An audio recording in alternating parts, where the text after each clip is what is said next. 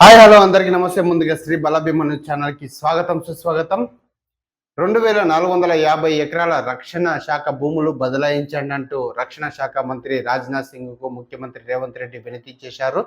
Warangal Sainik school అనుమతులు పునరుద్ధరించాలని ఢిల్లీలో రాజ్నాథ్ సింగ్ను మర్యాదపూర్వకంగా కలిసి వినతి పత్రం అయితే ఇవ్వడం జరిగింది. ఇక హైదరాబాద్లో రహదారుల విస్తరణ, ఇతర అవసరాలకు రక్షణ శాఖ భూములు కూడా 2500 ఎకరాలను తెలంగాణ ప్రభుత్వానికి బదిలించాలని రక్షణ శాఖ మంత్రి రాజ్నాథ్ సింగ్కు ముఖ్యమంత్రి రేవంత్ రెడ్డి విజ్ఞప్తి చేశారు. ఢిల్లీలో రక్షణ శాఖ మంత్రి రాజ్నాథ్ సింగ్ను ముఖ్యమంత్రి రేవంత్ రెడ్డి సోమవారం మర్యాదపూర్వకంగా కలిశారు. రావిరాల గ్రామంలో తెలంగాణ ప్రభుత్వానికి చెందిన 2462 ఎకరాల భూములను ఇమారత్ పరిశోధన కేంద్రం ఆర్సీఐ ఉపయోగించుకుంటుందన్న విషయాన్ని ముఖ్యమంత్రి రక్షణ శాఖ మంత్రి దృష్టికి తీసుకెళ్లారు.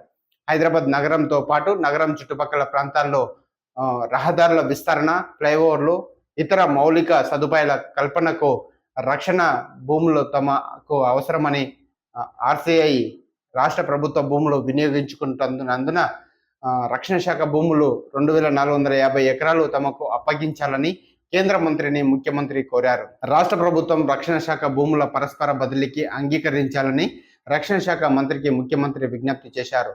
వరంగల్ నగరానికి గతంలోనే సైనిక్ స్కూల్ మంజూరు చేసిన గత రాష్ట్ర ప్రభుత్వం నిర్మాణ పరంగా ఎటువంటి చర్యలు తీసుకోలేదని రక్షణ శాఖ మంత్రి రాజ్నాథ్ సింగ్ దృష్టికి ముఖ్యమంత్రి రేవంత్ రెడ్డి తీసుకువెళ్లారు. వరంగల్ సైనిక్ స్కూల్ అనుమతుల గడువు ముగిసినందున అనుమతులు పునరుద్ధరించాలని లేదా తాజాగా మంజూరు చేయాలని కోరారు.